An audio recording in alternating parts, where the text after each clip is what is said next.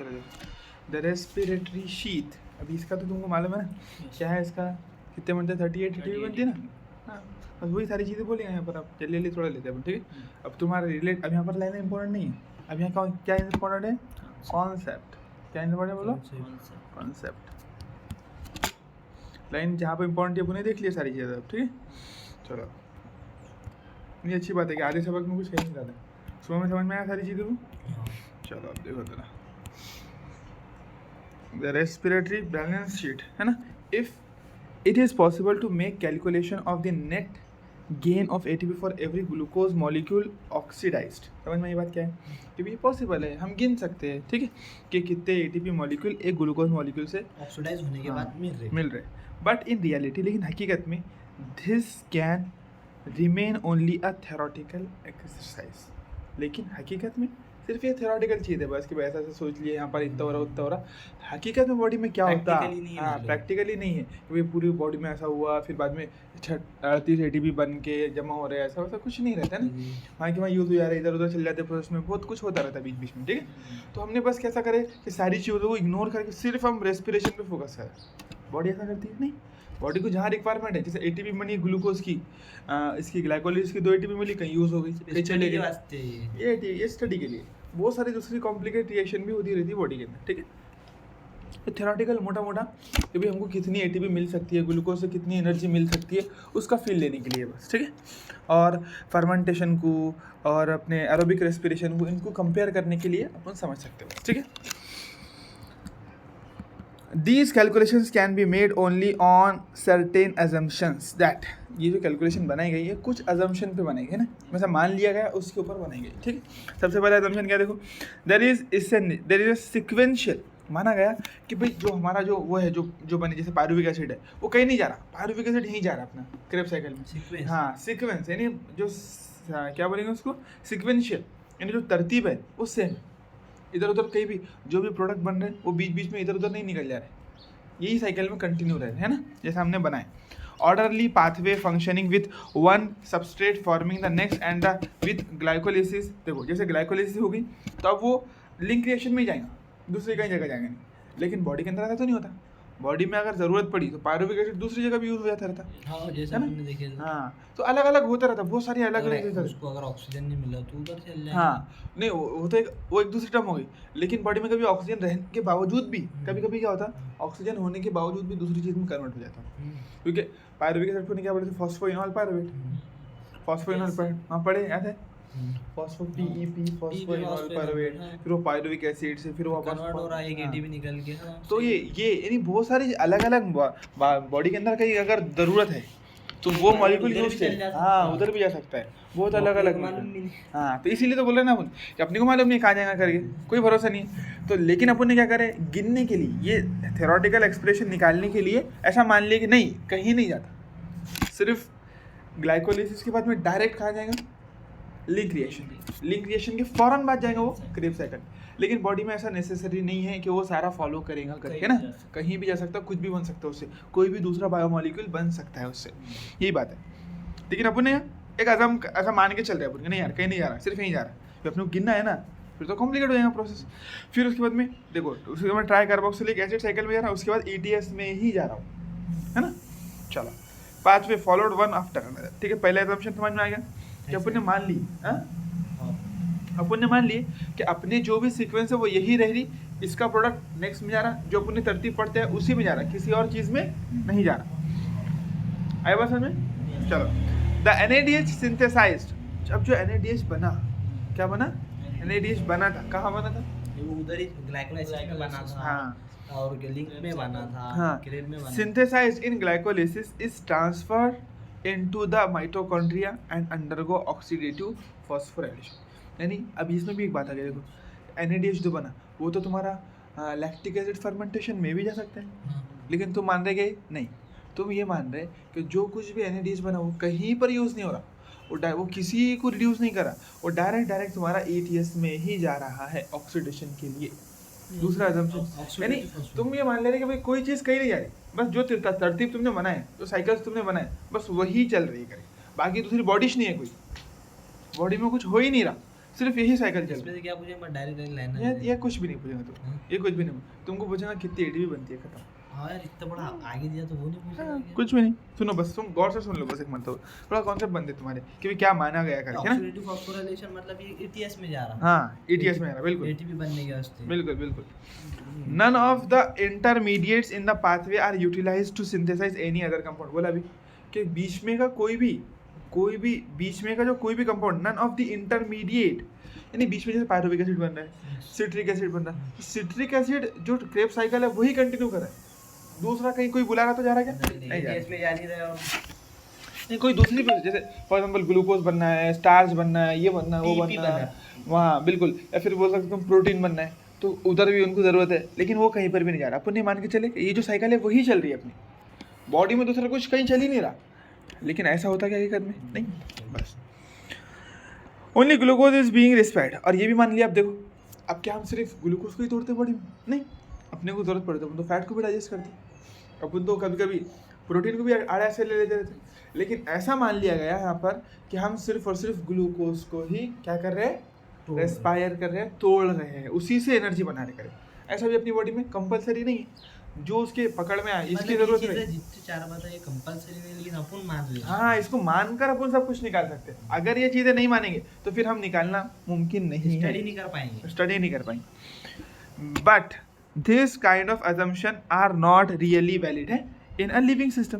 क्या ये really valid है लिविंग सिस्टम में? नहीं है। कहाँ पर? None of the intermediate in the pathway are utilised in the उसके नीचे only glucose is being respired, no other alternative. कोई दूसरा, जैसे बोला ना प्रोटीन, फैट, ये चीज़ें नहीं यूज़ कर रहे तुम। No other alternative substrate are entered in the pathway.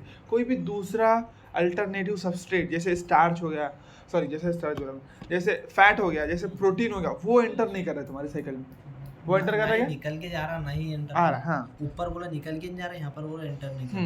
यानी कुछ दूसरा नहीं हो रहा, बस ग्लूकोज से जो तुमने सीक्वेंस में सारी चीज़ें पढ़ते आए बस वही हो रही है, बाकी कुछ हो ही नहीं रहा बॉडी के। ऐसा अज्यूम कर लिया अपन, ठीक है? मैं समझ में आ गई। तो कोई चीज़, जैसे अपन प्रोटीन नहीं तोड़ रहे, देखो प्रोटीन जो है ना यहाँ से मिल जाता, देखो फैट, अगर फैट को तोड़े तो फैट यहाँ से आ जाता साइकिल में अपनी, दिख रहे एसिटाइल कोएंजाइम ऐसे। अपन ये मान रहे नहीं, अपन क्या मान रहे कि नहीं ये कुछ है ही नहीं करी, ये चीज़ है ही नहीं बॉडी में। प्रोटीन बोले तो प्रोटीन यहाँ से घुस जाता बॉडी साइकिल के अंदर, लेकिन वो आ रहे, लेकिन अपन मान रहे कि उनको नहीं। अपन बोल रहे कि बस ग्लूकोज से ही साइकिल चलती है, बाकी कोई साइकिल नहीं चलती। एक्चुअल बॉडी में तो सब कुछ होगा, है ना, रियल बॉडी के अंदर। तो इसीलिए बोला उसने कि ये सारी चीज़ें वैलिड नहीं हैं, है ना। But this kind of assumptions are not valid, really valid in the living system. Living system में सारी चीज़ें वैलिड नहीं है, सब अज्यूम है, बस मान के चल।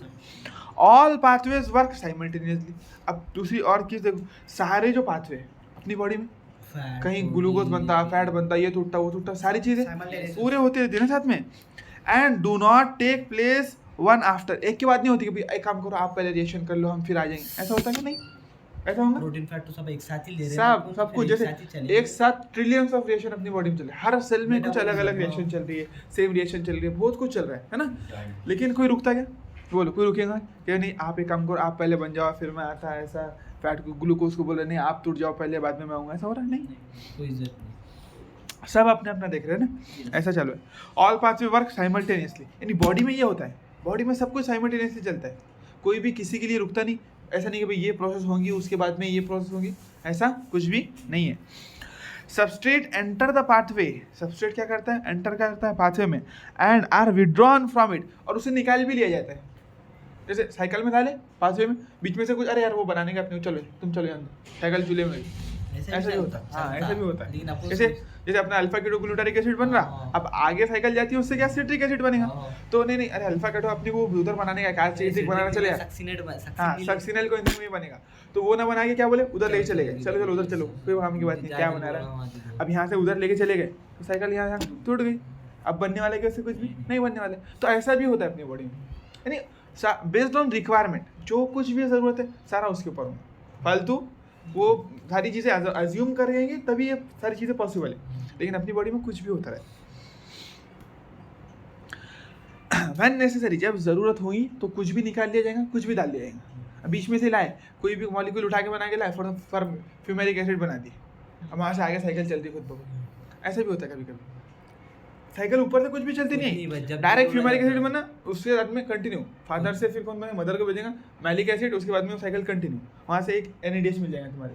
ऐसा भी होता है। मतलब कंटिन्यू चल सकती है ऐसे भी यानी कोई चीज़ तुम साइकिल के बीच में से निकाल भी सकते डाल और के एकदम सब- से लाके कोई चीज़ बीच में डाल सकते, ऐसा भी होता है। अब यहाँ से जैसे बीच में आ गई चीज़, वो चली फिर साइकिल वही फिर वो पाथवे था उसको चलने रहेगा, और कोई चीज़ बीच में से निकाल ली तो पूरी साइकिल खत्म, ऐसा भी हो सकता है। तो जब जरूरत पड़ी तो। ज़रूरत के हिसाब से ना, सारी चीज़ें ज़रूरत के हिसाब से।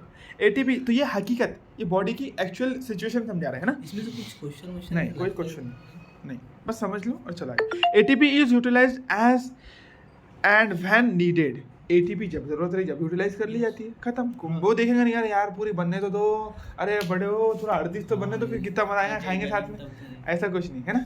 अभी ग्लाइकोलाइसिस अभी हुई, एक ही रिएक्शन हुई उसमें ATP बनी, वो यूज कर लेंगे। हाँ, अभी देखे अपन देखे तो एक ग्लाइकोलाइसिस हुई रिएक्शन तो पूरी ग्लाइकोलाइसिस पूरी होने के लिए भी वेट नहीं करेंगे, जरूरत पड़ी तो ग्लाइकोलाइसिस।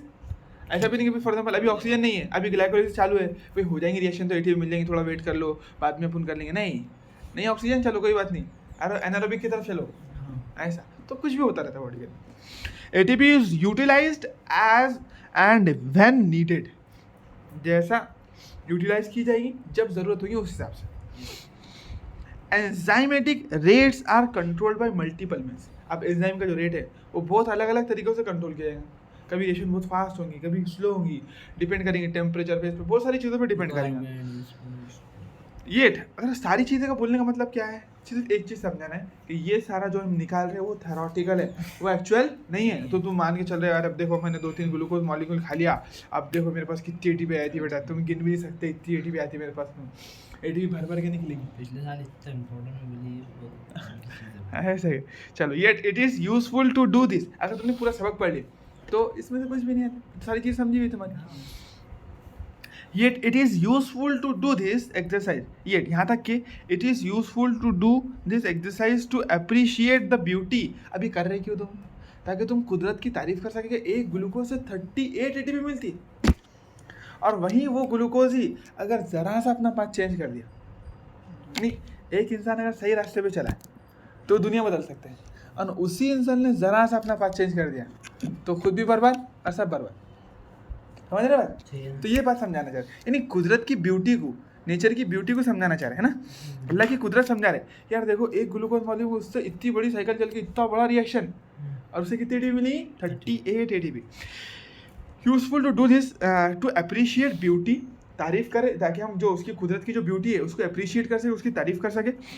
एंड इफिशियंसी भी, कि भाई बराबर इफिशियंसी से काम हो रहा है उसकी भी, of the living system in extraction and storing energy, कि कितनी इफिशियंसी से एनर्जी को एक्सट्रैक्ट करते हैं, स्टोर करते, यूटिलाइज करते, ऐसा वेस्ट नहीं करते। जैसे अपने पास पैसे, इंसान पैसे कैसे वेस्ट करते, अरे अंधे बोले खाली पानी जैसा बहा देता, लेकिन अपनी बॉडी कितनी एनर्जी को इस्तेमाल करती, कितने एहतियात से इस्तेमाल करती, वो समझाने के लिए सिर्फ अपन ये सारी चीज़ें कर रहे करिए, ये उसका मकसद बताया उसने, ठीक है।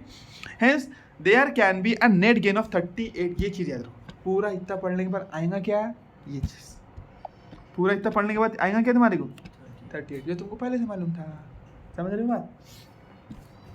तो इस सबक के थोड़ा थ्योरेटिकल क्वेश्चन ही नहीं, कैलकुलेशन वाले क्वेश्चन बोले तो कैसा थोड़ा मोटा कैलकुलेशन, जैसे उसमें कितने बने, नेट गेन ATP कितने हुए, ग्लाइकोलाइसिस से NADH कितनी मिली, क्रेब साइकिल से NADH कितनी मिली, बोलो वो तो पढ़ना तो सभी लेकिन फोकस कुछ चीज़ों पे। हाँ, इनके ऊपर ज़्यादा कर रहे हैं, साइकिल वाली चीज़ है ना, कितनी नेट गेन, कितनी ये कितनी वो कितनी, उनके ऊपर ज़्यादा फोकस करना है हमें। समझ रहे हो मेरी बात? तो मेरे को ये बताओ कि तुम्हारा जो वो था, क्या बोलेंगे उसको, क्रेब साइकिल, उससे एक साइकिल से कितने NADH मिले? एक साइकिल से 6 मिले, वैसा लिंक मिला के 4 मिले क्या 3 मिले? एक की बात लिंक छोड़ के 4 मिले, 3 मिले ना। लिंक छोड़ लिंक मिला के 4, वैसे 3 और एक FADH, हाँ। 2 पकड़े तो फिर 4 और 4 8 और 2 FADH और 2 ATP भी होती है, ठीक है। चलो बढ़िया, तो ये सारी चीज़ें दिमाग में रहने वाला, बाकी ये थ्योरेटिकल चीज़ें रट भी नहीं सकते, याद भी नहीं कर सकते। तुम बोले मैं ये याद करता, काम का नहीं है, क्या याद करेंगे? समझ रहे बात? तो देखो एक काम बच गया ना, पूरा इतना बड़ा पैरा एक मरतबा पढ़ो, काम खत्म। डबल से पढ़ लो, ऐसा मत पढ़ के गुजरो, काम खत्म, कर लो बस। क्वेश्चन ही नहीं बनते। तुम क्या पूछा कि बताओ ऐसा होता है क्या, वैसा होता है करके, नहीं बनते ही नहीं ना क्वेश्चन। एग्जाम पूछेंगे वो तुम्हें बताओगे बॉडी में सारी रिएक्शन एक साथ होती है, एक के बाद एक नहीं होती है, मालूम है, इतने तो सबको मालूम रहता कि भाई बॉडी में तो साइमल्टेनियसली सब कुछ चालू है ना, एक के बाद एक रिएक्शन चलेंगे नहीं। हाँ, कोई भी चीज़ निकाल ली जा सकती है, जो तुमने साइकिल पढ़े उसमें से कोई भी चीज़ निकाल ली जा सकती है, कोई भी चीज़ डाल दी जा सकती है, कभी भी कोई भी साइकिल चल सकती है। तो सारी चीज़ें रिक्वायरमेंट के बेसिस पे होती है, बॉडी में सारी चीज़ें ज़रूरत के एतबार से होती है। Let us compare fermentation and aerobic respiration. अब तुम कंपेयर कर सकते हो, बोलो 38 ATP यहाँ मिल रहे, वहाँ कितने मिल रहे? सिर्फ 2। तो देखो, fermentation account for only a partial breakdown of glucose, whereas in aerobic respiration it is complete degradation of CO2 and H2। पहला फर्क तो ये, जो फर्मेंटेशन करेंगे ना तो उसमें पूरा ग्लूकोज मॉलिक्यूल CO2 में कन्वर्ट नहीं होता है। हाँ, एरोबिक में पूरा CO2 मॉलिक्यूल 6 के 6 CO2 मॉलिक्यूल में निकलते है ना। हाँ, तो डिग्रेड मतलब टूटना है ना। फर्मेंटेशन में जो ग्लूकोज टूटेगा वो पार्शियल टूटेगा, वो आधा टूटेगा, उसका पार्शियल ऑक्सीडेशन, पार्शियल नहीं, इनकम्प्लीट ऑक्सीडेशन हुआ। देखो, ऑक्सीडेशन इनकम्प्लीट हुआ क्योंकि कुछ ना कुछ तो CO2 निकला ना, लेकिन टूटा कितना? पार्शियल टूटा, कुछ पार्ट ही टूटा ना, ऐसा बोल सकते। दोनों में भी है ना, वो जो बोल रहा है लैक्टिक एसिड, लैक्टिक एसिड में भी, इसमें भी देखो, लैक्टिक एसिड में तो CO2 निकला भी नहीं। हाँ, लैक्टिक एसिड में CO2 निकला नहीं। तो मान के चलो, जैसे अपने क्या मान के चल रहे, पार्शियल ऑक्सीडेशन बोल रहे हैं ना अपन, कि रिडक्शन तो बना कुछ ना कुछ। लैक्टिक एसिड जब बना, पायरुविक एसिड से रिडक्शन होकर ही तो बना। एक चीज पूछ रही थी कि जो बैक्टीरिया में बन रहा था, बोलते लैक्टिक एसिड एनारोबिक कंडीशन में, तो वो भी लैक्टो डिहाइड्रोजिनेज उसको करता है सिर्फ अपने बॉडी में? नहीं, सबकी बॉडी में। देखो, लैक्टिक एसिड जहाँ पर भी, जैसे बैक्टीरिया में बनता है लैक्टिक एसिड, बैक्टीरिया जिन दही के जो बैक्टीरिया वहाँ जो बनते, उनमें भी वही रिएक्शन होती है जो अपनी बॉडी में एरोबिक एनारोबिक कंडीशन एंजाइम था, वही लैक्टिक डिहाइड्रोजिनेज वहाँ पे भी। हाँ बिल्कुल, और अपनी बॉडी में बिल्कुल दोनों भी बॉडी में। अपनी बॉडी में देखो, अपनी बॉडी में इथेनॉल जैसे कोई चीज़ जल्दी बनती नहीं, वो इसमें बनती है। अपनी बॉडी में इथेनॉल तो बिगाड़ो तो टेंशन ही नहीं। अरे बोले भाई, अब जाके बस मुंह बंद कर लिया, अंदर ही इथेनॉल बन जाएगा। बोले तकिया लगा दे मुंह पर, खुद ब खुद बन जाता बोले इथेनॉल, टेंशन नहीं, सो जाएंगे बोले। तो ऐसा है ना, ऐसा नहीं होता। अपनी बॉडी में अगर तुमने ऐसा करे तो क्या होगा, फिर लैक्टिक, तुम अगर ज़्यादा काम करे तो लैक्टिक एसिड बनेगा, अकड़ जाएंगे तुम पूरा, इथेनॉल मिलने वाला ही है, कुछ भी करने। बिल्कुल बहुत ज़्यादा भागे, बहुत ज़्यादा काम कर लिए, बहुत ज़्यादा बांट दिए शादी में पुलाव, है ना, खाना बांट दिया जम के, तब भी अकड़ जाता है। खा लिए तो फिर चलो ठीक है। आई बात समझ तुम्हारे यहाँ तक है कि fermentation accounts for only a partial breakdown of glucose. कितने? कंपेयर आधा ही होता है। हाँ, वही एनर्जी कंपेयर कराएंगा कि उसमें कुछ ही मॉलिक्यूल निकलते, इसमें पूरा के पूरा CO2 में कन्वर्ट हो जाते। Whereas in aerobic respiration it's complete degradation of CO2 and H2, पूरा के पूरा ग्लूकोज मॉलिक्यूल CO2 में और H2 में टूट जाए, यानी जिस चीज़ से बना था उस चीज़ में पूरा टूट जाएगा। किसमें? Aerobic respiration. In fermentation there is a net gain of only 2 molecule of ATP। कितने? तो ये है क्वेश्चन, ये डायरेक्ट क्वेश्चन है तुम्हारे। ईच ग्लूकोज मॉलिक्यूल ऑफ कितने से, लेकिन कितने से बोलो? क्या ईच ग्लूकोज? एक ग्लूकोज मॉलिक्यूल से 2 ATP, पूरा मॉलिक्यूल तोड़ेगा तो 2 ATP। और यहाँ पर कितना? एक ग्लूकोज मॉलिक्यूल से 38। Each molecule of glucose degrade to pyruvic acid, whereas many more molecules of ATP are generated under aerobic respiration. 38 मालूम है अपने को। NADH is oxidized to NAD plus rather slowly in fermentation. अब देखो, जो अपना fermentation होता है ना, वहाँ पर NADH is oxidized to NAD plus अपन देखे नहीं, rather slowly in fermentation। Oxidize देखे थे नहीं अपन? बिल्कुल रिड्यूसिंग एजेंट। हाँ, रिड्यूस करके वो जो बनाता ना, इसलिए उसमें ऑक्सीडाइज इस वास्ते बोल रहा है। क्यों बोल रहा है डीऑक्सीडाइज नहीं बोला? नहीं, यहाँ पर नहीं, वहाँ पर नहीं, कुछ नहीं था, क्योंकि पहले ऑक्सीडाइज था, फिर रिड्यूस। पहले रिड्यूस हुआ ना। देखो, जब अपने बना NADH, उसका मतलब वो NAD प्लस का रिड्यूस, उसमें H प्लस डाले तभी तो NADH बना होगा। अब वापस से उसको क्या कर ऑक्सीडाइज कर दे रहे। हाँ, री कर दे रहे। पहले इनिशियली क्या था, ऑक्सीडाइज फॉर्म में था। अपन ने जैसे NADH बनाए तो उसका मतलब उसको NAD प्लस को रिड्यूस करके तो NADH बनाए, तो उसमें एनर्जी स्टोर है और H प्लस और इलेक्ट्रॉन स्टोर है। अब वापस से उसको अपन क्या कर ले रहे हो, H प्लस निकाल ले रहे, और जो अपना ये है क्या था, अपना पायरुविक एसिड है, उसका रिडक्शन कर दे रहे, तो फिर NADH का क्या कर दिए, ऑक्सीडेशन। तो इसलिए उसको रीऑक्सीडाइज, पहले NAD था, पहले H फिर और निकाल ले, हाँ, इसलिए री बोल रहे हो। ठीक है, तो NADH is oxidized to NAD plus rather slowly in fermentation. यहाँ पर क्या होगा, धीरे धीरे होगा। तो ये क्वेश्चन पूछ ली जाएंगे। हाँ, ऊपर का भले इंपॉर्टेंट नहीं है, लेकिन ये तीनों में कुछ भी पूछ सकता है तुमको। और सबसे ये तो 2 आसान है, लास्ट वाला इंपॉर्टेंट। ये सुनो, एक नया पॉइंट है कि NADH is oxidized to NAD plus rather slowly in fermentation, however the reaction is very vigorous in case of aerobic respiration. अब एकदम नया पॉइंट है, ये पहले पढ़ेगा अपन ने नहीं कि फर्मेंटेशन में जो NADH का जो ऑक्सीडेशन होता है ना वो बहुत धीरे धीरे होता है ना, टाइम लगता है उसको। लेकिन एरोबिक रेस्पिरेशन में जो होता वो बहुत ही फास्ट होता, बहुत जल्दी ATP बना लिया थी उससे। विग्रस, हाँ वेरी विग्रस। हाँ तो ऐसा घुमा फिरा के कुछ भी स्टेटमेंट की फॉर्म में तुमको दे सकता हो कि बोलेंगे हाँ देखो उससे तो ATP बनती भी नहीं, बस यहाँ पर NADH यूज हो जाता तो फिर NADH बहुत फास्ट होता है यहाँ पर यूज, ऐसा देंगे फास्ट स्लो में खेलेंगे। हाँ तो तुमको याद रखना है कि भले ही वहाँ पर भी ऑक्सीडाइज होता है, यहाँ पर भी होता है ऑक्सीडाइज, है ना, वहाँ पर लेकिन खत्म ही हो जा रहा है, उससे ATP बन नहीं पा रही, यहाँ पर उससे ATP बन रही है, वहाँ पर उसको रिडक्शन करने के लिए इस्तेमाल कर ले रहे हैं अपन। लेकिन फास्ट कहाँ पर होती है, एरोबिक रेस्पिरेशन में रिएक्शन फास्ट होती है। चलो एम्फीबोलिक पाथवे का मतलब समझो तो, एम्फीबोलिक पाथवे बोले तो जो रिएक्शन जो अपनी जो रहती है ना, जब ये इसका मतलब क्या होगा, reaction is very vigorous in case of बस इसका मतलब ये हो रहा है कि NADH बहुत जल्दी तोड़ जाएगा कहाँ पर, एरोबिक और ATP जल्दी बनाएगा। हाँ और वहाँ पर तो ATP बनती नहीं, लेकिन बहुत स्लो तोड़ता, वो रिड्यूस तोड़ना भी है ना तो भी स्लो रिड्यूस करने का। हाँ बस यानी उसको ऑक्सीडाइज तो दोनों में करते, यहाँ पर उससे ATP बनाते, वहाँ कुछ नहीं बनता, लेकिन फिर भी वो बहुत धीरे धीरे ऑक्सीडाइज होता है कहाँ पर, फर्मेंटेशन। और यहाँ बहुत फास्ट, यानी अपन ATP से मतलब नहीं अपने को, बस अपन देख रहे हैं कि ऑक्सीडाइज कहाँ जल्दी होता, तो अपन बोल रहे हैं एरोबिक में जल्दी होता है, एनारोबिक में स्लो होता है। अब देखो एम्फीबोलिक पाथवे, एम्फी मतलब बोथ, एम्फी तो बोथ क्या है यहाँ पर, catabolism anabolism, catabolism plus anabolism. तो जो पाथवे है बोलता, पाथवे देखो जो रेस्पिरेशन जो प्रोसेस है वो कौन सी है, कैटाबोलिक है ना, तोड़ रही ना, ठीक है लास्ट में तो टूट ही रहा है उसमें, लेकिन जो पाथवे है ना उसमें कभी भी कुछ भी हो जाता, बीच में तो कुछ जुड़ जा रहा है, बीच में तो कुछ बन जाता, यानी वही मसला है कि बॉडी के अंदर जो काम चल रहा है ना, बॉडी ऐसा नहीं है कि भाई तुम एक काम करो, तुम तुम्हारी साइकिल चलो मैं तुमको कुछ डिस्टर्ब नहीं करूँगी, ऐसा नहीं है। बॉडी को ज़रूरत पड़ेगी ना तो ये साइकिल में से, क्रेब साइकिल में से कुछ निकाल लेंगी, ग्लाइकोलाइसिस में से कुछ निकाल लिए, फॉस्फोइनोल बना चलो निकाल लो उसके यहाँ से, ऐसा वैसा कुछ भी करेंगे, फ्रक्टोज की ज़रूरत पड़ी वो निकाल लो, तो कुछ भी हो सकता है। तो इसलिए कुछ चीज़ बन भी सकती है उसमें, कोई चीज़ टूट भी सकती है, समझ रहे बात, यानी रिटर्न उल्टी रिएक्शन भी जा सकती है, सीधी भी, कुछ भी हो सकता। तो पाथवे क्या है, पूरा पैराग्राफ का मकसद समझो, पूरा पैराग्राफ का थीम यही है समझाना कि जो पाथवे अपन ने जो पढ़े ना कि इससे ये बनना उससे ये बनना, तो बीच में उल्टी भी रिएक्शन जा सकती है।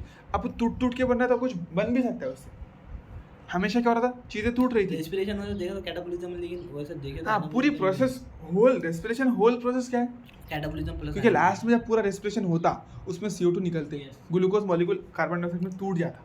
लेकिन जो पाथवे है ना अपना पाथवे, तो वो साइकिल वो एम्फीबोलिक है, उसमें कुछ चीज़ें टूटनी हो तो अपन सब देखे, लेकिन कुछ जुड़कर बन भी जाता रहता है उसमें, क्या होता जुड़कर बन भी जाया करता है ऐसा, हाँ बस ऐसा, तो बहुत सारी चीज़ें हो जाती रहती, इसलिए तो वही समझाया उसने अपने, ठीक है। चलो अब उसी को एक्सप्लेन करते बैठेगा, ये भी थ्योरेटिकल चीज़, ज़्यादा कुछ टेंशन लेने का नहीं इसका भी, बस पढ़ के उधर जाने, देखो कुछ इंपॉर्टेंट रहा तो देख लेंगे। मैंने इतने पूरे पैराग्राफ में क्या बताया, ये लाइन इंपॉर्टेंट है ना, NADH is oxidized to NAD plus rather slowly in fermentation, however the reaction is very vigorous in case of aerobic respiration। अब देखो ग्लूकोज इज फेवर्ड सबस्ट्रेट, यानी ग्लूकोज सबसे ज़्यादा पसंदीदा सबस्ट्रेट है बोलते हैं ना, हाँ क्योंकि उससे ज़्यादा ATP मिलती है ना अपने को, फ़ौरन मिल जाती। All carbohydrates are usually first converted to glucose, सबसे पहले जो भी कार्बोहाइड्रेट, अब कार्बोहाइड्रेट बोले तो ग्लाइकोजन, स्टार्च, सुक्रोज, सब फैट कार्बन खा रहे तो सबसे पहले वो टूट के उसमें, हाँ सबसे पहले ग्लूकोज बनाएंगे, बिल्कुल। All carbohydrates are usually first converted to glucose before they are utilize for respiration, respiration में एंटर लेने से पहले उसको में कन्वर्ट कर देंगे अपन ग्लूकोज में। हाँ other substrate can also be respired, दूसरी चीज़ें भी हम रेस्पायर करते हैं, ऐसा नहीं है कि ग्लूकोज ही उससे एनर्जी बनाते, फैट को भी यूज़ करते, प्रोटीन भी कभी कभी यूज़ करते रहते हैं ना। Respired as has been mentioned earlier, जैसे पहले बताया गया था बोलते, हाँ but then they do not enter the respiratory pathway at the first step, पहली स्टेप में वो एंटर में नहीं लेते, जो अपने पहली स्टेप पढ़े ना तो ग्लूकोज ऐसा हो रहा वैसा हो रहा, तो उसमें एंटर नहीं लेते हो। आई बात समझ आता है कि as has been mentioned earlier, but they do not enter the respiratory pathway at the first time, first step में रिएक्शन में एंटर नहीं रहती। इसका मतलब क्या है, ग्लूकोज अंदर जा रहा है, देखो यहाँ देखो जैसे यहाँ पर ग्लाइकोलाइसिस में एकदम पहली जो स्टेप है ना अपनी, ग्लूकोज से ग्लूकोज 6 फॉस्फेट बनना, वहाँ से नहीं आते हो, ये देखो यहाँ से आते, फैट आया कहाँ पर, डायरेक्ट एसिटाइल कोएंजाइम में, पूरी की पूरी ग्लाइकोलाइसिस खत्म होने के बाद में। और उसके बाद में ये देख लो तुम, अमाइनो एसिड डायरेक्ट कन्वर्ट हो गया amino acid to pyruvic acid के अंदर, तो डायरेक्ट कहाँ पर आया, खत्म होने के बाद में। इसका मतलब ग्लाइकोलाइसिस में एंटर लिए ही नहीं, ग्लाइकोलाइसिस जैसी कोई चीज़ उन्होंने करे ही नहीं, वो सिर्फ ग्लूकोज ही टूटा। वो उनकी खुद भी रिएक्शन कर लेंगे बाकी डायरेक्ट यहाँ पर लाके, हाँ बस यहाँ पर आके हटाइए। हाँ क्रेब साइकिल तीनों करेंगे, लिंक रिएक्शन तीनों भी करने वाले, लिंक रिएक्शन भी नहीं, लिंक रिएक्शन भी नहीं, हाँ ये नहीं करेंगे बराबर है, फैट नहीं करेंगे, लेकिन क्रेब साइकिल तीनों करेंगे, सही है। आई बात समझ तुम्हारी, ये बात क्या बोले थे उसने कि पहली रिएक्शन में सबके सब एंटर नहीं लेते। सी फिगर 12.6 देख लो, पुनः देख ली। The point of the entry of different substrate in the respiratory pathway. तो ये चार्ट बहुत इंपॉर्टेंट है, तुमको ये पूछ लिया था कि बताओ तीनों के लिए कॉमन सबस्ट्रेट क्या है, बोले तीनों के लिए कॉमन प्रोडक्ट क्या है, यानी तीनों को भी उससे गुजरना ही पड़ता है। हाँ एसिटाइल कोएंजाइम ए, क्रेब साइकिल तो पूरी साइकिल है। वो बोलेगा कि बताओ तीनों के लिए सबसे पहला कॉमन प्रोडक्ट क्या है, तो क्या है एसिटाइल कोएंजाइम, क्योंकि देखो फैट तो इससे गुजरता ही, अपना कार्बोहाइड्रेट जो है वो तो इससे गुजर ही रहा है। यहाँ पर जो है फैट आया, फैट जो है काहे से नहीं गुजरा, डायरेक्ट इससे इसमें आ जा रहा है ना, इसमें आके सबसे पहली मरतबा हो रहा है ना रिएक्शन उसका, फैट पहली मरतबा इसमें, और ये तो पायरुविक एसिड से आ रहा था, फिर बाद में यहाँ पर आना ही, समझ रहे बात। तो तीनों के लिए सबसे कॉमन जो है ना प्रोडक्ट, फर्स्ट कॉमन प्रोडक्ट ऐसा पूछेगा, first common product for both, for all proteins, lipids और फैट और जो कार्बोहाइड्रेट है, सबके लिए पहला कॉमन प्रोडक्ट क्या है अपना, एसिटाइल कोएंजाइम ए, ये पूछ लिया जाता। और अगर कॉमन साइकिल पूछे तो क्रेब साइकिल। चलो अब देखो यहाँ पर क्या कॉमन साइकिल क्रेब साइकिल कैसा, क्योंकि उसके सबको उधरना ही पड़ेगा ना, फिर क्रेब साइकिल। हाँ क्योंकि यहाँ से यहाँ तक क्या गया, तो कार्बोहाइड्रेट और प्रोटीन के वास्ते सिर्फ कॉमन पायरुविक एसिड है। हाँ नहीं, लिंक रिएक्शन और क्रेब साइकिल और ईटीएस सबके लिए कॉमन है, फिर आगे की पूरी साइकिल सबके लिए कॉमन है। ग्लाइकोलाइसिस सबके लिए कॉमन है, glycolysis only for glucose. Protein कहाँ पर आगे मिल जाएगा उसके अंदर, पायरुविक एसिड में, तो कैसे याद रखेंगे, P for protein, P for pyruvic acid. Fatty acid A for acid आ रहा है इसमें, A for acetyl coenzyme A, ऐसा याद रखेंगे। ये भी भूल जाता कभी कभी इंसान के कहाँ पर कौन आके मिलता करके। तो देखो ये क्या है, अमाइनो एसिड है ना, प्रोटीन है, तो प्रोटीन कहाँ मिलेगा, पायरुविक एसिड में मिलेगा। और फैटी एसिड कहाँ मिलेगा, एसिटाइल कोएंजाइम ए में। ठीक है, यहाँ तक समझ में आ गया। Fat would need to be broken down into glycerol and fatty acid. पहले क्या होता है, फैटी एसिड अपने पढ़े थे ना, फैट रहता क्या रहता है, फैटी एसिड और क्या में टूटेगा, पहले बोलो ग्लिसरॉल में टूटेगा, ये दोनों भी क्या लिपिड है, फैट भी एक लिपिड है, तो पहले इन दोनों में टूट जाता रहता फैट, फिर उसके बाद में वो एंट्री लेते ग्लिसरॉल और फैटी एसिड क्या में बनते, फिर एसिटाइल कोएंजाइम ए में बनते।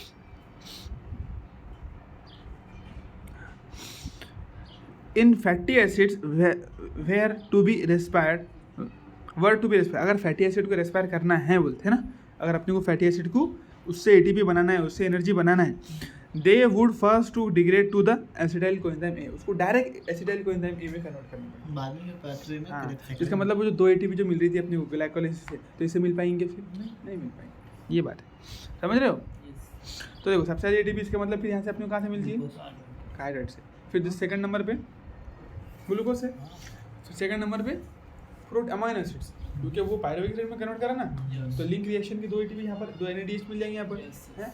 उसके बाद में फिर क्या से मिलेंगे अपने को, फिर फैट। तो ऐसा बोलने का रहता, लेकिन हकीकत में क्या रहता, डाइजेशन टॉपिक डिलीट हो गया अपने को, सबसे ज़्यादा एनर्जी उससे मिलती है अपने। एटीपी भले इससे बना अपना, बेसिक वाला चैप्टर था, डिलीट नहीं करना था। अच्छा बहुत एंजाइम थे उसमें, बहुत पागल होते थे बच्चे, एंजाइम बहुत थे ना उसमें, एंजाइम्स। चलो ठीक है, जो कम हुआ सिलेबस तो अपने लिए अच्छी बात है ना, अपने लिए क्या खराब बात है। चलो सबसे ज़्यादा क्या है, मुझे सेल के बारे में सबसे ज़्यादा आया डिवीजन इसका, और ये फैट ग्लिसरॉल, ये इन चीज़ों के बारे में पूरे बायो में भरे हुए हैं। बिल्कुल सबसे ज़्यादा चीज़ें यही है। चलो अब देखो समझ में आई तुम्हारे यहाँ तक के बाद। तो जब भी फैट को अगर टूटना है, सबसे पहले उसको ग्लिसरॉल और फैटी एसिड में टूटना पड़ेगा, फिर बाद में अगर इनको सबस्ट्रेट के तौर पे इस्तेमाल करना है, तुमको इनको यूज़ करना है, तो इनको क्या में कन्वर्ट होना पड़ेगा, एसिटाइल कोएंजाइम ए में, and then enter the pathway, फिर ये एंटर ले सकेंगे पाथवे में, फिर ये साइकिल में एंटर ले सकेंगे, वहाँ से एंटर लेंगे, इसका मतलब है direct glycerol would enter the pathway after being converted to PGL। अब देखो ये जो अपना देखो फैटी एसिड तो यहाँ पर आया, एंड ग्लिसरॉल कहाँ पर आता है, यहाँ पर, दोनों भी साथ में नहीं आते हो।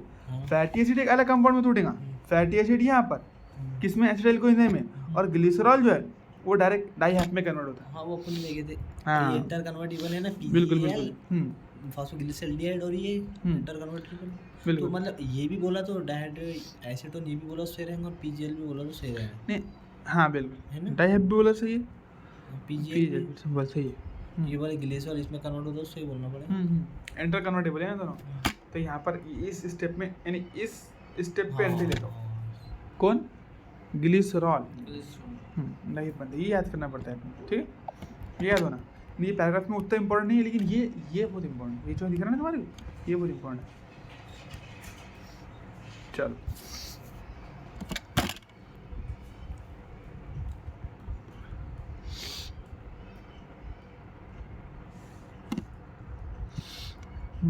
PGL, द प्रोटीन, अब प्रोटीन के लिए क्या बोले, the protein would be degraded by proteases into amino acid. Protein क्या रहता है, अमाइनो एसिड का, इंडिविजुअल अमाइनो एसिड। हाँ अमाइनो एसिड का तो पॉलीमर रहता है ना, तो सबसे पहले क्या करना पड़ेगा, प्रोटीन को तुमको अमाइनो एसिड में तोड़ना पड़ेगा, यानी ये फिर अमाइनो एसिड एंटर लेंगे, हाँ एंजाइम प्रोटीएजेस, ठीक है।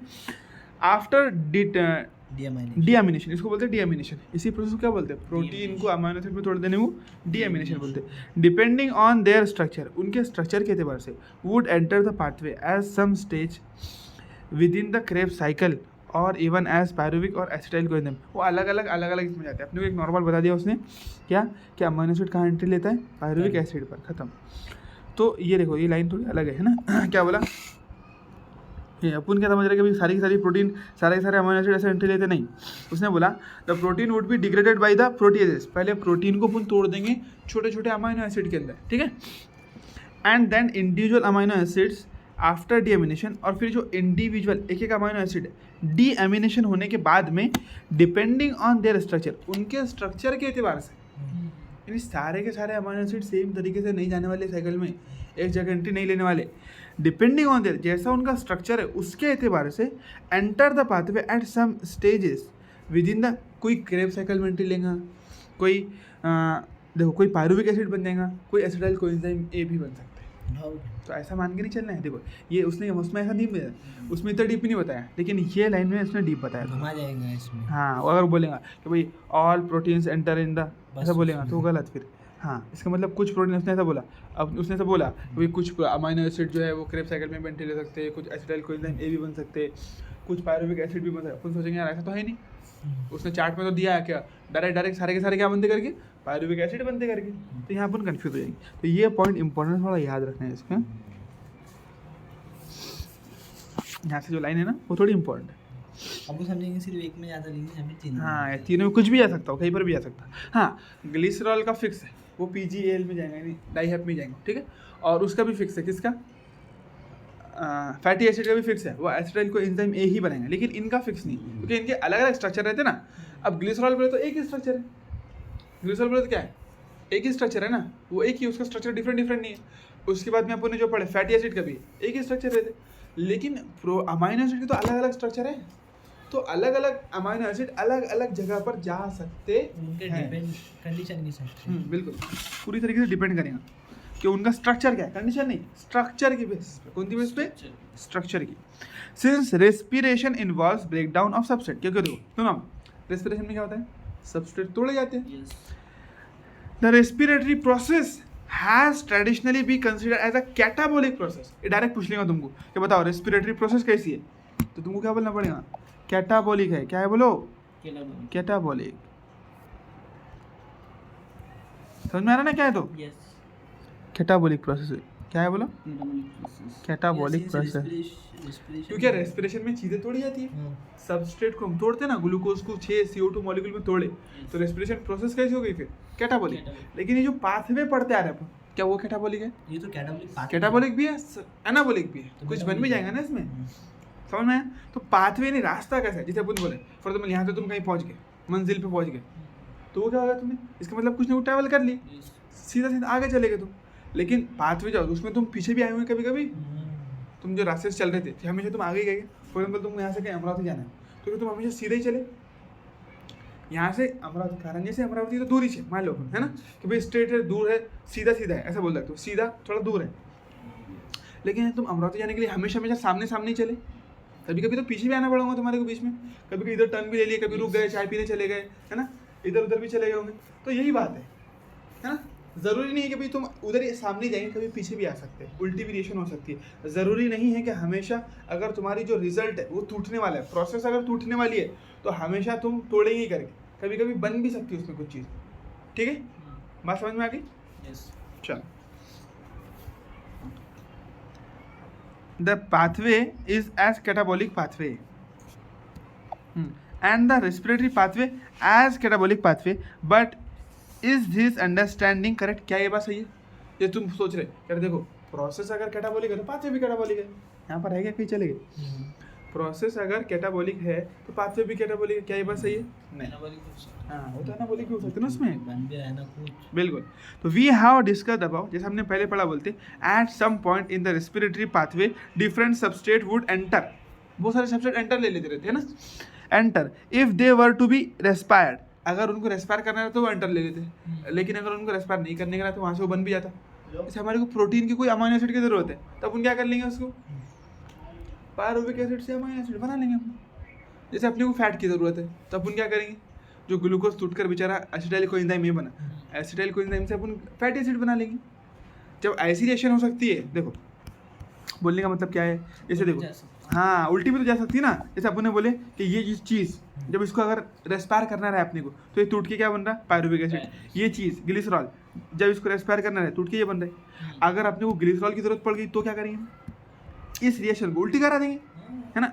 रिएक्शन रिवर्स ले लेंगे ना, इसको रिवर्स ले लेंगे। तो फिर इससे जब ये बन जा रहा है, देखो इससे ये बन रहा है, पहले क्या हुआ था, बोलो, पहले ग्लिसरॉल टूटा था इसके अंदर, अब क्या हो गया, ग्लिसरॉल इससे बना लिया जा रहा है। इसका मतलब क्या हो गया, एनाबॉलिक।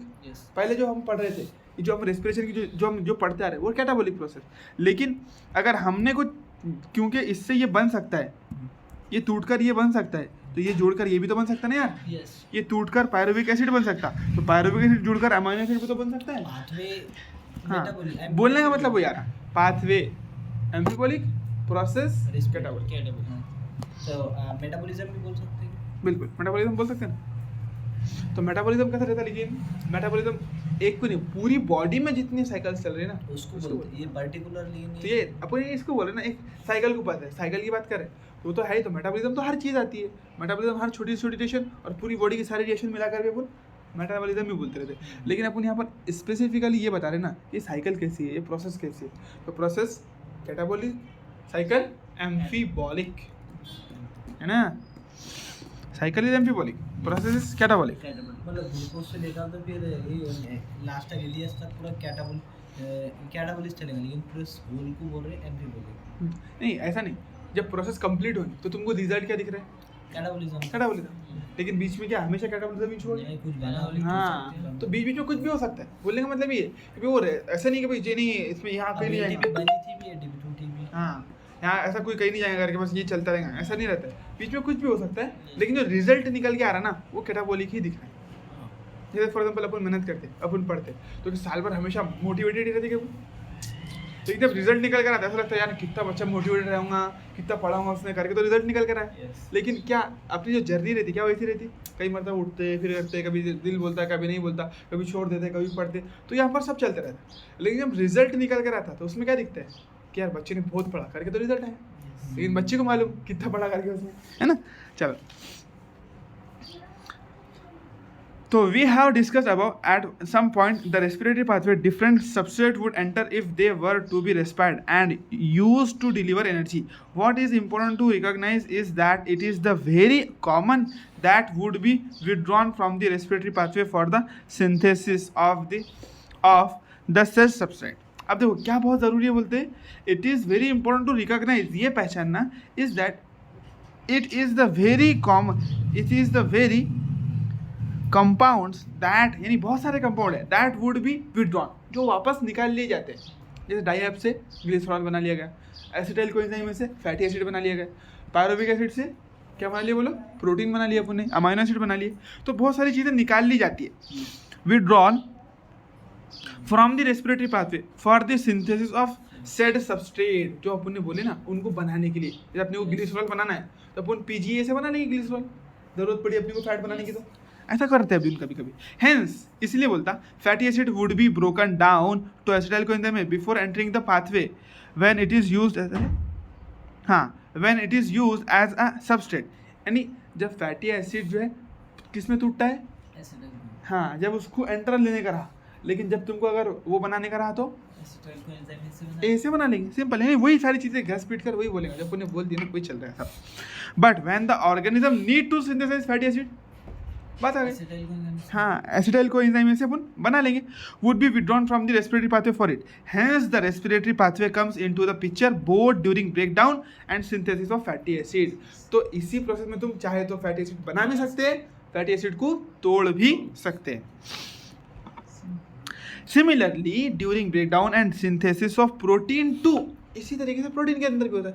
प्रोटीन को तोड़ने के लिए भी तुम इस्तेमाल कर सकते हैं इसको, प्रोसेस को, प्रोटीन को बनाने के लिए भी इस्तेमाल कर सकते हैं, हाँ, यही प्रोसेस को। तो इसलिए प्रोसेस कैसी होगी बोलो, सॉरी साइकिल कैसी हो गई, एम्फिबोलिक। पाथवे कैसा हो गया, एम्फिबोलिक। पाथवे हाँ, पाथवे एम्फिबोलिक हो गया, प्रोसेस कैटाबॉलिक हो गई, है ना। तो यहाँ प्रोसेस बोल रहा हूँ उसको। चलो, तो hence the respiratory pathway comes into the picture both during breakdown and the synthesis of it. Similarly during breakdown and synthesis of protein 2, respiratory intermediates from the link reaction, जैसे respiratory intermediates from the link reaction, अगर protein को बनाना है तो हम क्या करेंगे, link reaction से बना लेंगे, यानी पायरुविक एसिड से उसको बना लेंगे अपन। Breaking down processes within the living organism is catabolism. अभी समझा रहे थे, ये तुमको मालूम है क्या बात, ये कि जो कुछ भी टूटता है बॉडी के अंदर उसको क्या बोलते हैं अपन, मालूम थी बड़ी बात, मालूम नहीं थी, चलो ठीक है, कैटाबॉलिज्म बोलते हैं। And synthesis is anabolism. तो इसीलिए बोलता because the respiratory pathway is involve in both anabolism and catabolism, इन दोनों चीजों में इन्वॉल्व, क्या बोलो, कैटाबॉलिज्म में भी इन्वॉल्व है, एनाबॉलिज्म में भी इन्वॉल्व, प्रोसेस कैटाबॉलिज्म, हाँ, anabolism. Because the respiratory pathway is involved in both catabolism and anabolism, it would hence be better to consider the respiratory pathway as an amphibolic pathway. तो क्या बोलेंगे, respiratory pathway is amphibolic pathway and rather than a catabolic one, or respiratory reaction is, यानी respiratory process is catabolic. Catabolic बोलने की बजाय जैसे अपन समझ रहे थे कि प्रोसेस कैटाबॉलिक है, यानी रिजल्ट अच्छा आया तो पढ़ा भी बहुत ही होगा, बच्चे नहीं करेंगे, है ना। थ्योरी एग्जाम में ऐसा होता है, अपन कुछ पढ़ कर नहीं आते, लिख कर पूरा आए थे, मार्क अच्छे आए थे, तो लोगों को क्या पढ़ा यार बच्चे ने, क्या मेहनत करा यार, खतरनाक, पास हुआ तो मेहनत करके तो पास हुआ होगा, लेकिन बच्चे को मालूम रहता क्या फर्क है पास होता, एग्जाम में पास कराए तो बेचारा गाने भी लिख डाले, है ना। तो ऐसी बात रहती है, समझ गए, हाँ। तो सब यही समझ रहे थे कि प्रोसेस अगर कैटाबॉलिक है, पाथवे भी कैसा होगा, कैटाबॉलिक होगा करके, लेकिन वो क्या बोल रहे हैं, नहीं ऐसा नहीं है करके, बीच में कुछ भी होता रहता है बोले। तो ये अपनी ज़िंदगी समझाया उसने अपने को, है ना। लोगों के लेकिन कैसा मतलब है रिजल्ट से, उनको प्रोसेस से मतलब है क्या, नहीं। तुमने कितनी मेहनत करे और रिजल्ट अच्छा नहीं है तो बोलते हैं हट साले ने मेहनत ही नहीं कर रहा, मेरे को मालूम है वो टाइम पास कर रहा था, तो खूब सोचा बोलते हैं, ऐसा बोलते है ना। लेकिन अगर मेहनत कर लिया तो कितना भी सोए ना, 12 बजे तक सोया दिन भर, अरे नहीं यार बहुत मेहनत करा बच्चे ने, बहुत पढ़ता था बच्चा, वो सोचे तो कभी दिखा ही नहीं हो, समझ रहे हो। तो एम्फिबॉलिक पाथवे तुमको याद रखना है, और कैटाबॉलिक क्या है बोलो, प्रोसेस।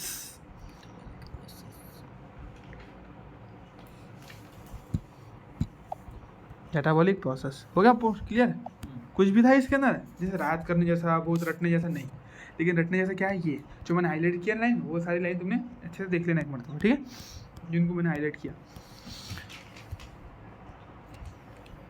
ठीक है। ये तो इसी से ये तुम याद कर लेना इसको, ठीक है। अब देखो यहाँ पर रेस्पिरेटरी कोएफिशिएंट चालू है अपना, फिर अपना टॉपिक हो जाता कंप्लीट, समझ में आ गया। लिंक रिएक्शन तुम्हारे को समझ में कैसा अलग अलग चीज़ें आगे जुड़ती करके, inter relationship among metabolism, pathway showing respiration, mediated breakdown of different organic molecules to CO2 and H2O।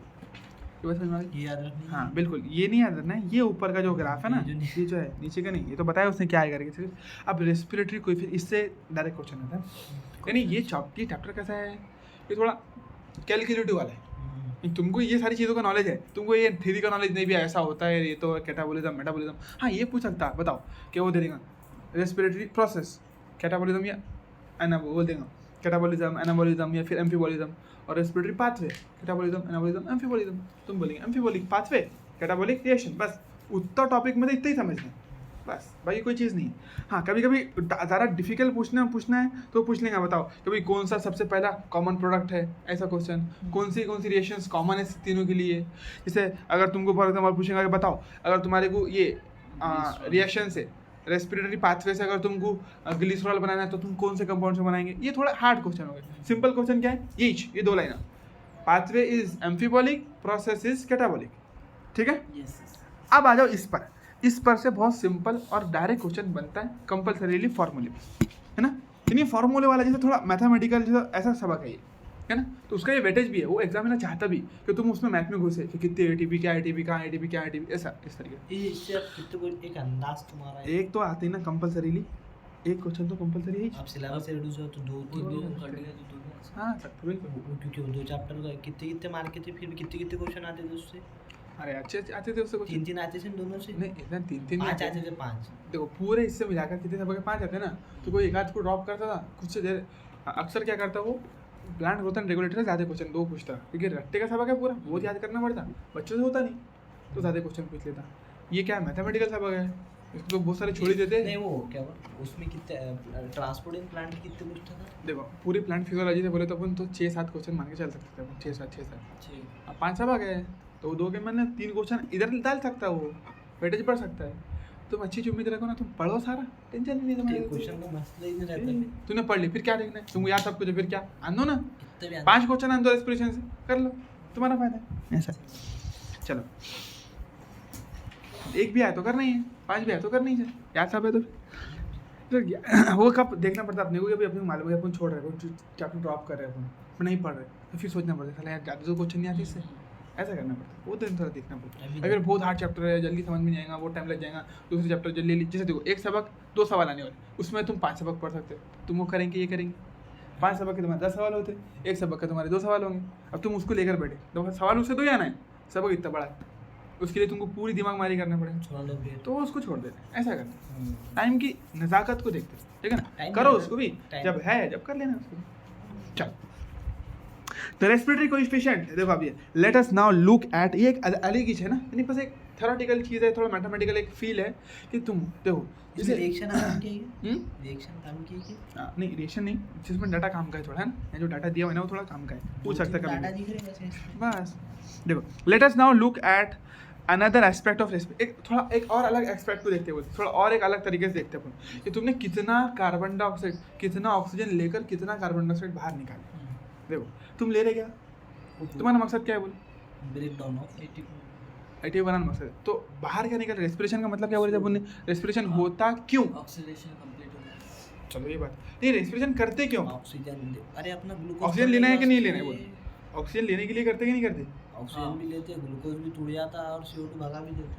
अरे रकमान इधर सुन, अपने को ऐसा लगता है ऑक्सीजन लेने के लिए अपन रेस्पिरेशन करते हैं, ऐसा है क्या, नहीं, एक्चुअल में क्या है CO2 को बाहर निकालने के लिए अपन क्या करते हैं, रेस्पिरेशन करते हैं। यहाँ पे दिया। हाँ तो देखो वही है कि कितना ऑक्सीजन लेके तुम कितनी CO2 निकाल पा रहे हैं, इससे तुमको अंदाजा तो लगेगा ना कि तुम जो काम करना चाह रहे थे।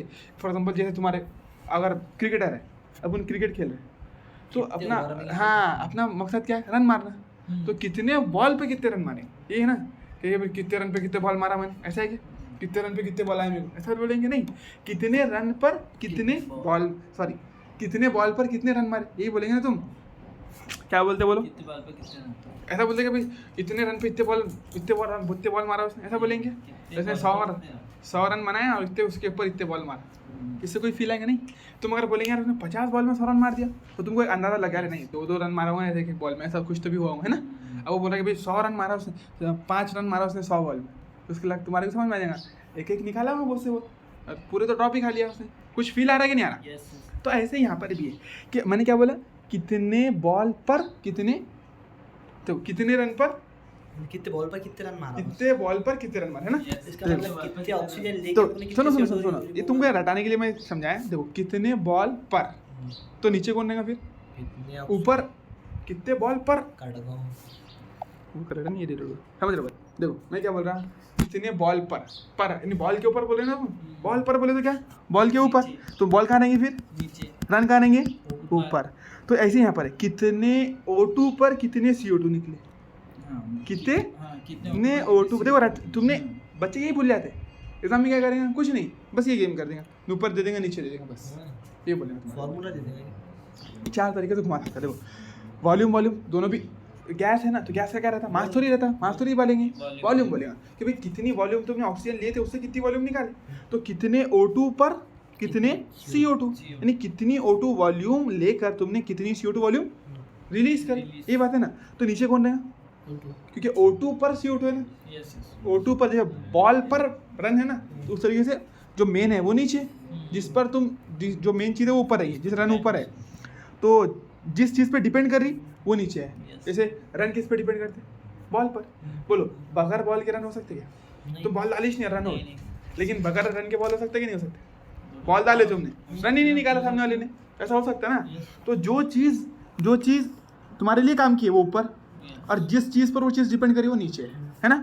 तो कितने O2 पर CO2 कितने, हाँ, कितने बॉल पर कितने रन, तो उसी तरीके से कितने O2 पर कितने CO2 है ना, नहीं कितना वॉल्यूम O2 तुमने लिए थे और उससे कितना वॉल्यूम CO2 बाहर रिलीज करे। अब हमारे क्या क्या, तो देखो O2 तुमने रिलीज करेंगे नहीं, तो O2 कंज्यूम हो। अरे तुमने बॉल खाया ना यार, बॉल मारेगे तुमने, ऐसा बोलेंगे मैंने रन खाया बॉल मारा, ऐसा बोलेंगे तुम, ऐसा बोलेंगे, रन मारा, ऐसा बोलेंगे, बॉल मारा रन खाया, ऐसा बोलेंगे क्या, नहीं बॉल खाया बोलेंगे, रन मारा बोलेंगे, कंफ्यूज तो नहीं कर ले रहे ना। नहीं तुमने यूज़ क्या करे, तुमने बॉल्स को यूज़ करे और तुमने प्रोडक्ट क्या दिए, रन की फॉर्म में दी है ना। तो यहाँ पर 4 तरीके से कैसे घुमा सकता है। देखो सबसे पहले इसको उल्टा करेंगे, सेम इक्वेशन को उल्टा कर दिया तो 2 ऑप्शन बन गए तुम्हारे। देखो volume of CO2 evolve, volume of O2 consume, है ना, ऐसे ही है ना। तो कितने O2 पर कितने CO2 निकला, ये तुम्हारा मकसद है। अब इसको घुमा देगा कैसा, क्योंकि बायोलॉजी के बच्चे हैं ना, ये चीज़ फिजिक्स वालों को फील आ सकती है कि भाई उनको थोड़ा बहुत मैथमेटिकल मालूम रहता है, इसको नीचे रखना उसको ऊपर रखना, लेकिन अपन का तो भूल जाते, साला O2 ऊपर था या नीचे था, CO2 ऊपर था या नीचे था, अपन कन्फ्यूज हो गए, समझ रहे। तो कितने O2 पर CO2, तो उसका मतलब O2 कहाँ है, नीचे है। अब वो क्या करेगा, वॉल्यूम ऑफ CO2 इवॉल्व लेना, तो एक जगह ऑप्शन में कर देंगे volume of CO2 consume divide by volume of O2 evolve. ऐसा कभी होता क्या कि CO2 लिए तुमने O2 छोड़ रहे बाहर, बस सीधा ये इतनी चीज को रट लेना है। लेकिन रटना बोले तो क्या रहता है, कंफ्यूज होगा एग्जाम में, तो क्या काम से रट लेना इतना आसान तो नहीं की फॉर्म में देगा क्या, नहीं इसमें देगा, हाँ फार्मूले में, जनरली फार्मूले में देगा, लेकिन तुमने अगर समझ लिए तो फार्मूला दे लाइन दे कुछ भी चलता है तुम्हारे। तो रेस्पिरेटरी कोएफिशिएंट बोलते हो, क्या बोलते बोलो, रेस्पिरेटरी कोएफिशिएंट, कोएफिशिएंट भी नहीं, कोशेंट, हाँ रेफ्रिजरेशन नहीं, रेस्पिरेटरी कोशेंट क्या है वो, कि कितने ऑक्सीजन मॉलिक्यूल को तुमने यूज़ करे और उससे CO2 कितना रिलीज हुआ।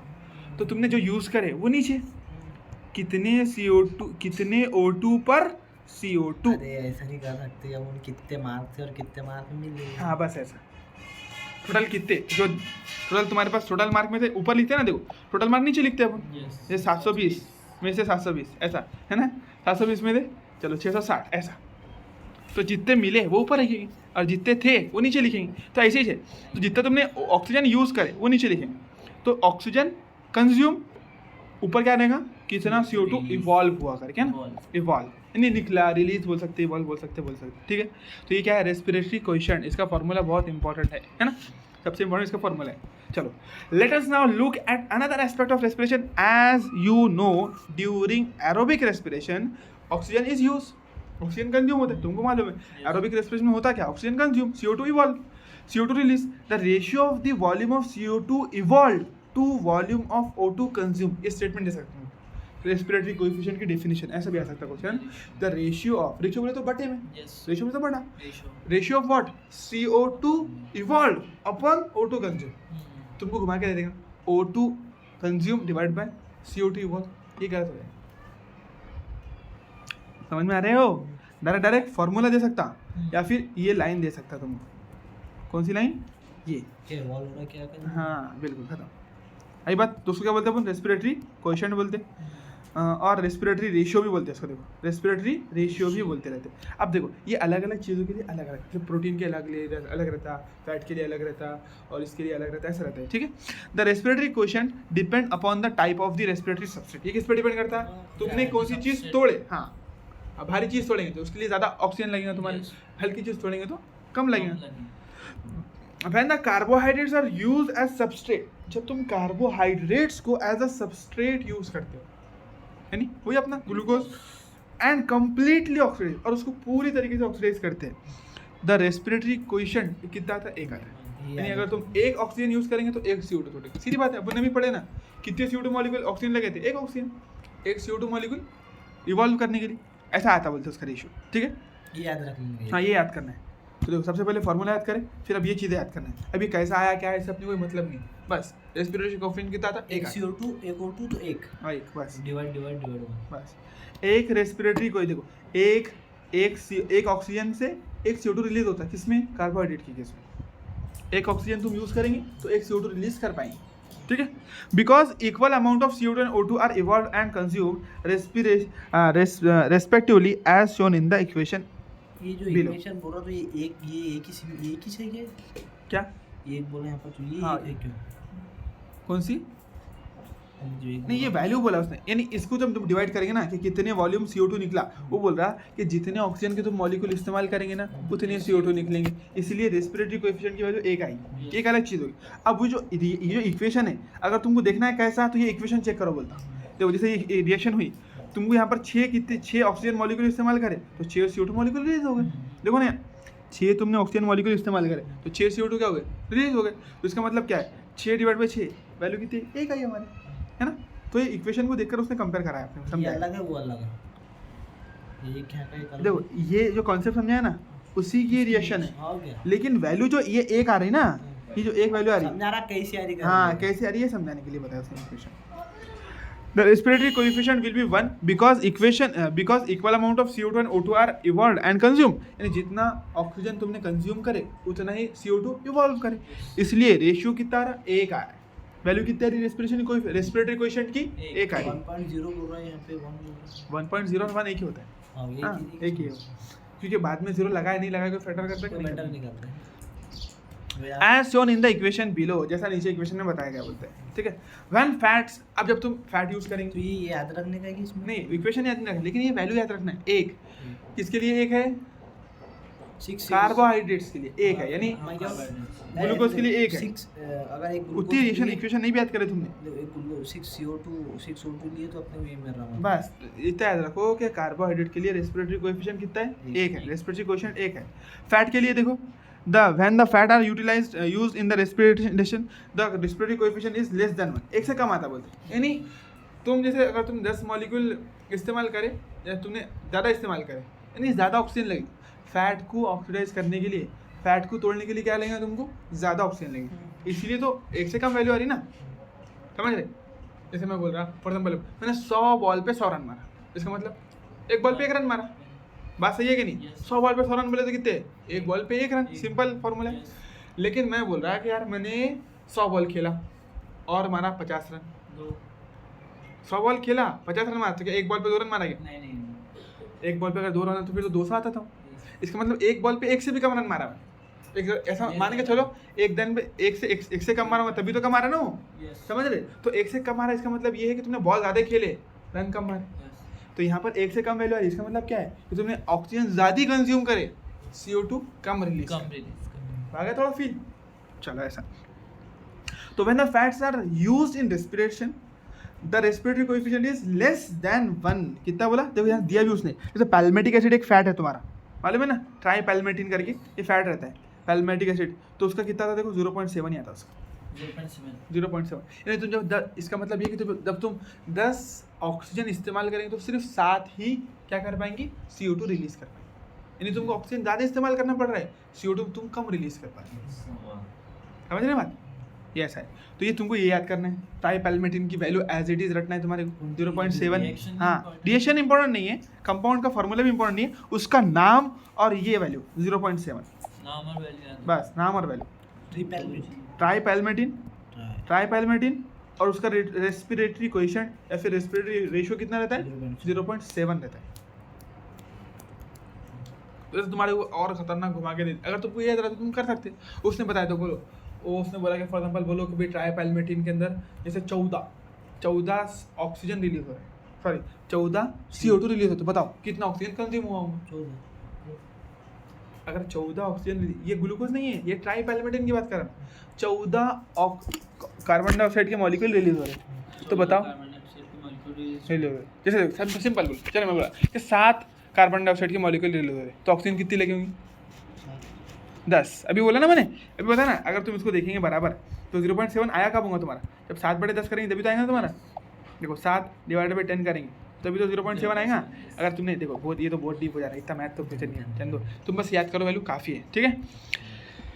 Calculate for the fatty acid tripalmitin if use as a substrate in given, तो बता दिया उसने, बस तुमको जो कैलकुलेट करके बताया ना वही याद कर लो। हाँ बिल्कुल, फैटी एसिड है, वो एक टाइप ऑफ फैटी एसिड है। जैसे अपने बहुत सारे अमीनो एसिड रहते हैं ना, एलानिन वैलिन कैसा क्या है, वो सारे क्या है, अमीनो एसिड है। उस तरीके से ट्राइपैल्मेटिन क्या है, फैटी एसिड है। पैल्मेटिक एसिड पढ़े थे। हाँ बिल्कुल, तो वो लेकिन वो कितने कार्बन का था अपना, वो 20 से कम कार्बन का था ना, 16 या 15 कार्बन का था। हाँ 16 कार्बन का था मिलाकर, ये तो ठीक है, बहुत ये तो बहुत कार्बन का है, तो इसलिए इसको एक फैटी एसिड है बोल के बस याद रखो, ठीक है। तो ये ट्राइपैल्मेटिक मतलब 3 से मल्टीप्लाई कर रहे हैं, इसलिए ट्राइपैल्मेटिक बोल रहा हूँ। 51 आ रहा ना लगभग इसका। नहीं इतना मत सोचो ना, बस इतना, ट्राइपैल्मेटिन एक फैटी एसिड है, उसका कितना आता है 0.7 आता है, खत्म। प्रोटीन अगर टूटेगा 0.9। हाँ ऐसा है, देखो when the proteins are respired substrate the ratio would be 0.9। इसका मतलब 10 बॉल में 9 रन मारा। यस, वो बॉल पकड़ने में समझ में नहीं आ रहा। यार लो बस रट लो, जिनको समझ में आ रहा है उनके लिए तो बोलना पड़ेगा ना। समझ में आ रही है बात? तुमको इतना समझ में आ रहा है कि वैल्यू क्या करना है अपने को, रट लेना, खत्म। ये क्या है नीचे का है, व्हाट इज द इंपॉर्टेंट आ रहे ना अपन उसका, देखो when proteins are respired substrate respiratory substrate the ratio would be about 0.9, ठीक है। व्हाट इज इम्पॉर्टेंट, क्या देखो समझना क्या जरूरी बोलते हैं, what is important to recognize is that in living organism respiratory substrate are often more than one. हमारी बॉडी के अंदर जो रेस्पिरेटरी सबस्ट्रेट जो रहता है ना, बोलते हैं देखो रेस्पिरेटरी सबस्ट्रेट आर ऑफर मोर देन वन, एक से ज़्यादा रेस्पिरेटरी सबस्ट्रेट है। ये देखो हमारे पास ग्लूकोज भी है, हमारे पास में प्रोटीन भी है, हमारे पास स्टार्च वो भी है, कार्बोहाइड्रेट भी है, सॉरी फैट भी है। प्योर प्रोटीन्स और fats are never use as respiratory substrate, तो ये याद रखना है तुमको लाइन। प्योर प्रोटीन और फैट कभी भी, यानी डायरेक्ट प्रोटीन यूज नहीं करते। अमीनो एसिड्स के टुकड़े। हाँ जब डायरेक्ट प्रोटीन खाए तुमने तो प्रोटीन को तोड़े और डायरेक्ट यूज करे पूरा, ऐसा यूज नहीं करते। मतलब ऐसे ही बोलना पड़ेगा, देखो अपने प्रोटीन खाए तो प्रोटीन को डायरेक्ट यूज नहीं कर सकते, तोड़कर यूज करना। हाँ यानी प्रोटीन को तुम अमीनो एसिड में कन्वर्ट करेंगे, फिर वो अमीनो एसिड एसिटाइल कोएंजाइम ए के पास में जाकर जाएगा, फिर वहाँ से साइकिल चलने वाली। ऐसा नहीं कि बस तुमने जैसे तुमने ग्लूकोज के लिए पूरा एक साइकिल बना के रखे ना, ऐसा साइकिल प्रोटीन के लिए नहीं है। कभी प्रोटीन है, अच्छा प्रोटीन है यहाँ भेज दो, यहाँ तोड़ जाएगा, ऐसा नहीं होता कभी। हाँ बीच में बस घुसा के करना पड़ेगा, उसको तोड़ना पड़ेगा। नहीं मजबूरी के टाइम पर कभी तुम ऐसा तोड़ देंगे उसको, बहुत ही हो गया तो तोड़ डालो, तो फिर जैसा था वैसे ही, ठीक है। तो ये लाइन तुमको याद करना है कि pure proteins and fats never use as respiratory substrates. इसको मतलब कुछ तोड़ इसमें ग्लिसरॉल फैटी एसिड्स सब बिल्कुल। वैसे तो अपन कार्बोहाइड्रेट में प्योर का, लेकिन ग्लूकोज के लिए तो प्योर साइकिल चलती ना अपनी, तो ऐसा लेकिन इसके लिए चल रही है अपने प्रोटीन के लिए, हाँ प्रोटीन के लिए और फैट के लिए एक साइकिल चलती है अपनी, नहीं चलती। जिस तरीके से ग्लूकोज के लिए अपनी प्योर साइकिल बना के रखे, ग्लूकोज है तो ये सारी साइकिल फॉलो करो, वैसा करेंगे कि नहीं करेंगे। और कुछ बताएं, हो गया, ठीक है चलो।